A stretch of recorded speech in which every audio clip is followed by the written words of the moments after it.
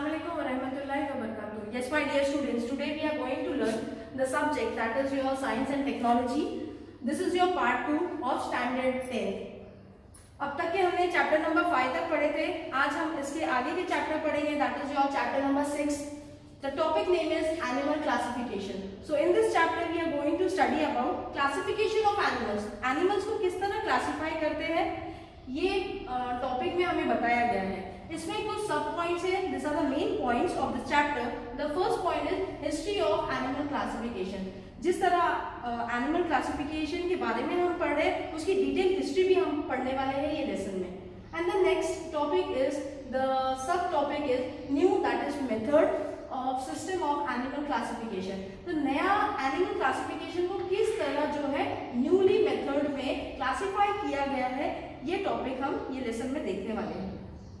Yes, my dear students, what do you mean by animal classification? Animal इसका मतलब हम कुछ जानवरों के बारे में स्टडी करने वाले हैं. And what do you mean by classification? First we will see what is the actual meaning of animal classification. So animal classification is nothing but it is a system of grouping animals by their similar characteristic. उनकी कोई तो भी characteristic जो है वो similar होते हैं, that means similarities होंगी. That we called it as animal classification. So what do you mean by classification? Classification is nothing but it is the act या process बोलेंगे और result classifying. That means the systematic grouping of organism into categories on the basis of evolutionary or structural relationship between them. That we call it as classification. और together ये दोनों को मिला के that means animal plus classification together we called it as animal classification. क्योंकि मैंने इसे आपको बताई हूँ इससे पहले कि animal classification is nothing but it is a system of grouping animal. Animals को group करना है अपनी क्लासिफिकेशन के हिसाब से बाय द सिमिलर कैरेक्टरिस्टिक. जो एनिमल्स की कैरेक्टर सिमिलर होगी वो एनिमल वो क्लासिफिकेशन में आते हैं. So moving toward further we are going to study now about animal classification में 3 मेन इंपॉर्टेंट बातें हम पढ़ेंगे. The first one is the history of animal classification. हम एनिमल क्लासिफिकेशन की कंप्लीट हिस्ट्री पढ़ेंगे, that means the detail history of animal classification. The second one is the new method. New मतलब method of system of animal classification, how this method of animal classification is been simplified. And the last which we are going to study, that is the kingdom Animalia. The next it is history of plant classification. यहाँ लिखा है. मैंने आपको बताई हूँ कि हम ये लेसन में एनिमल क्लासिफिकेशन पढ़ रहे हैं, लेकिन कुछ इम्पोर्टेंट बातें थी जो लिखी है, इसी वजह से मैंने लास्ट ईयर के जो आपको पढ़ाई हूँ chart of and plant classification एक बार मैं उसको रिविजन की तौर पर आपको बताना चाहती हूँ. Here we are seeing that living organism is being classified into 2 types. That is, first one is the prokaryotic and the second one is the eukaryotic. So my dear students, what do you mean by actually prokaryotic? So prokaryotic is nothing but it is a unicellular organism that lack a membrane bound nucleus, mitochondria or any other membrane. That is coming under prokaryotic. And what do you mean by eukaryotic? Eukaryotic is nothing but it is an organism consisting of a cell. It also includes all living organisms. That means all the multicellular organisms. For example, we humans, we too are also a eukaryotic animals, or we are coming under the classification of eukaryotics. This prokaryotics and eukaryotics undergoes various steps.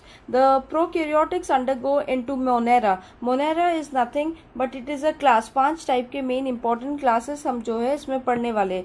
So this prokaryotic undergoes into Monera. So Monera is also a kingdom. 5 kingdom हम पढ़ेंगे इसमें. And Monera is also a taxonomic kingdom of prokaryotic organism which reproduce by asexual budding. For example, I am saying you all the blue green algae, bacteria, ये सारी जो चीजें आती है वो Monera में आती है. Next we are going to study that is the eukaryotic. This eukaryotic is subdivided into 2 groups. The पहला जो लिखा है हमारा that is the unicellular organism and the second जो हमारा लिखा है that is the multicellular organism. Unicellular means single cell organism, as you know my dear students, and the multicellular organism is nothing but it is consisting more than one cell. For example, यहाँ पर लिखा है unicellular में the kingdom, that is another kingdom which we are going to study, that is the Protista. So this protista is nothing but it is a single cell organism. Such example मैं आपको दे रही हूँ, that is the protozoa, simple algae and fungi. Multicellular में this multicellular is subdivided into two group, that is with cell wall and second is without cell wall. ऐसे organism में जिसको cell wall होती है और जो दूसरा पार्ट जो हम देख रहे हैं जिसको सेल वॉल नहीं होती है. अब जो जिसको सेल वॉल होती है that undergoes again into two groups, that is the autotrophs. That means all the plant, जितने भी प्लांट्स होते हैं वो सारे ऑटोट्रॉप्स में आते हैं. Why? Because this plant prepare their own food by themselves. They are not dependent on any other food या any other plants or any other animals for their food and survival. And the next which we are going to study, that is the heterotrophs, that is the fungi, all the fungi. Why these fungi are dependent on their other food, or this fungi are dependent on other animals or other plants for their food and survival. That is why it is coming under heterotrophs. तो heterotrophs अपना खाना खुद नहीं बनाते हैं, वो दूसरे animals या दूसरे plants पे जो है depend होते हैं. That is why this example is given as fungi. So these are some main important kingdoms. The first kingdom was the Monera, the second was the Protista, the third was the Plantae, the fourth was fungi, and last which we are going to study, that is the without cell wall, that is the Animalia. And this Animalia is nothing but it is also the kingdom. सो यहाँ पर लिखा भी है कि how the plants are classified. In this way plants are been classified. और ये इसी तरह ये डिस्टिंग्विशिंग कैरेक्टर मैंने आपको बताई थी जो लास्ट ईयर आपने पढ़े हैं. यहाँ पर लिखा है already, we have studied the plant classification in the last year. So I had given you the chart of this last year only. It help us to understand the diversity of plants around. So with the help of this chart आपको समझ में आ रहा है कि जो हमने 9th standard में पढ़े थे वही सेम कंटिन्यूएशन हम 10th स्टैंडर्ड में पढ़ रहे. And how this plant is been classified ये मैं आपको बताना चाहती थी. सो सिस्टमैटिक और डायग्रामेटिक रिप्रेजेंटेशन से हमने देखा है कि दिस ऑर्गेनिज्म जो है अंडरगोज मेनी स्टेप्स.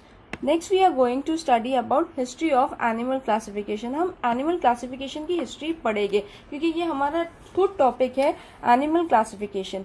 सो हमने थोड़े सी पॉइंट्स जो है देखे थे, या हम थोड़े पॉइंट्स में बताना चाहती थी मैं आपको कि what do you mean by actually plant classification. And moving ahead we are now going to study the history of animal classification. So my dear students, again I am going to give you short definition. और मैं या animal classification के बारे में बताना चाहती हूँ कि animal classification is nothing but it is a system of grouping animals bye there similar characteristic. And this classification is nothing but it is the act or a process or result which is being classified the systematic grouping of organism into categories on the basis of evolutionary or structural relationship between them. इनका कोई relationship जब एक दूसरे से similar होगा, इसी बुनियाद पे हम जो है ये एनिमल्स को क्लासिफाई कर सकते हैं. यहाँ पर लिखा है कि you must be looking varieties of animal around you. आप अपने इर्द गिर्द या अपने माहौल में जो है बहुत सारे तमाम एनिमल्स देखते हैं. Some animals are too small. So this animals, कुछ एनिमल्स ऐसे होते हैं जो बहुत ही छोटे होते हैं. Where some animals are very very big. So आप दोनों टाइप के एनिमल्स देखते हैं, from minute to large. For example, I am giving you from ant to a giant elephant. So these are some examples. आगे लिखा है some animals are terrestrial. That terrestrials is nothing but the animals which live on the land, whereas some are aquatic. Aquatic is those animals या those fishes which live under the water. Some animals crawl on the land. कोई animals होते हैं जो जमीन पे crawl करते हैं. Some swim in water. कोई swim करता है पानी में. Whereas some fly in the air. For example, all the birds. Some animals have scales on their skin. For example, I am saying you snake. Whereas some have feathers on their hair. Example, I am giving you crow, pigeons. The next is, in this way there is a huge diversity among the animals. So there is a very very big diversity among the animals. तमाम जो है हम तरह तरह की किस्मों के जानवर देखते हैं जो क्रॉल भी करते हैं, जिसको स्केल्स होती भी है जिस्म पे, जिसको नहीं भी होती है. And this we are seeing the diversity of the animals from small to the large, या तो from ant to the huge giant elephant. So diversity is nothing but the state or the fact of being diverse. So यहाँ पर आगे लिखा है, in this way there is a huge diversity among the animals too. According to the recent study के हिसाब से estimated number of animal species on the earth is approximately 7 million. एक estimation माना गया है कि अप्रोक्सीमेटली 7 मिलियन जो है जानवर इस धरती पे पाए गए, जमीन पे पाए गए हैं। It is impossible to study each and every species, तो ये तमाम स्पीशीज को एक साथ पढ़ना नामुमकिन है। इसी वजह से इसकी बुनियाद पे इसको एनिमल्स को क्लासीफाई किया गया है according to their species, according to their classification this animal has been categorized.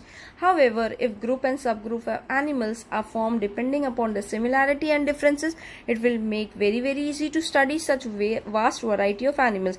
अगर हम ये animals की similarities और differences देखेंगे तो इसी बुनियाद पे हम इसको ग्रुप और सब ग्रुप कर सकते हैं कि कौन से एनिमल कौन से क्लास में आता है, कौन से किंगडम में आता है, इसकी क्या डिविजन है।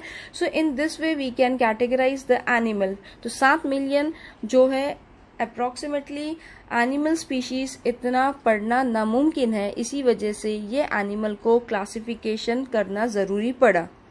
Next we are moving ahead. Today there is a traditional method of animal classification. So what is the meaning of the traditional method of animal classification?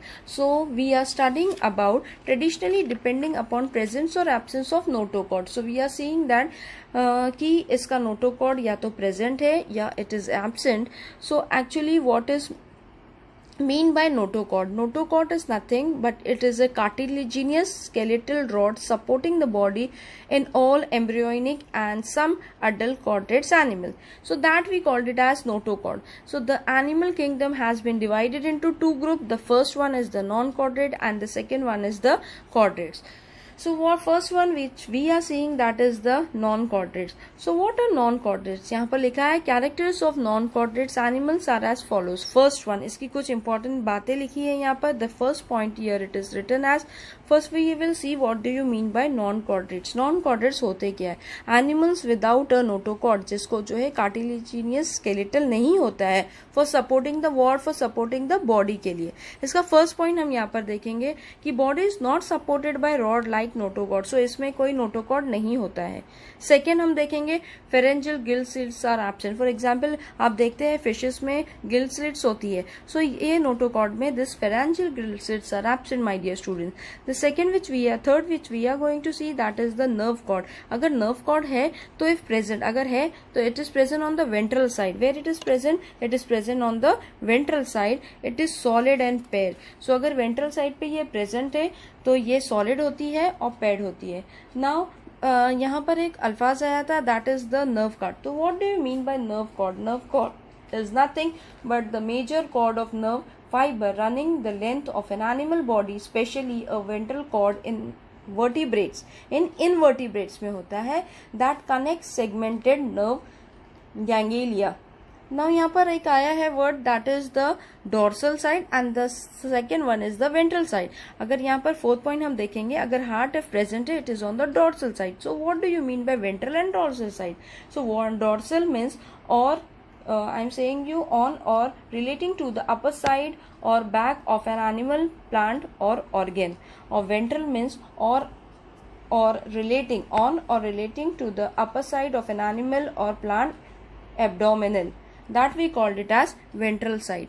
So there is a two distinguishing character. दो group हम पढ़ेंगे that is the non-chordates and chordates. So non-chordates मैंने आपको बताई ऐसे animals होती है without a notochord. And what do you mean by actually chordates? Chordate is nothing but it is any of a phylum, that is chordata I am saying you, of animal having at least at some stages of development a notochord.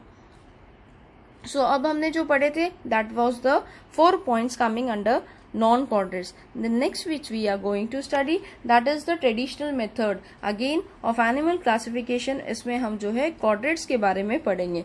So what do you mean by actually chordates? Chordate is nothing but it is any of a phylum, that is chordata of animals having at least at some stage of developing a notochord.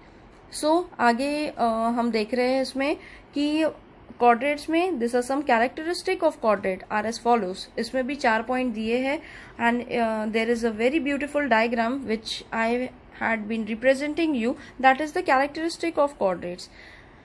First point which we are going to see that is the body supported by the notochord. तो body किससे support है? Notochord से support है। फिर से मैं एक बार दोहराना चाहती हूँ कि notochord is nothing but it is a cartilaginous skeletal rod supporting the body.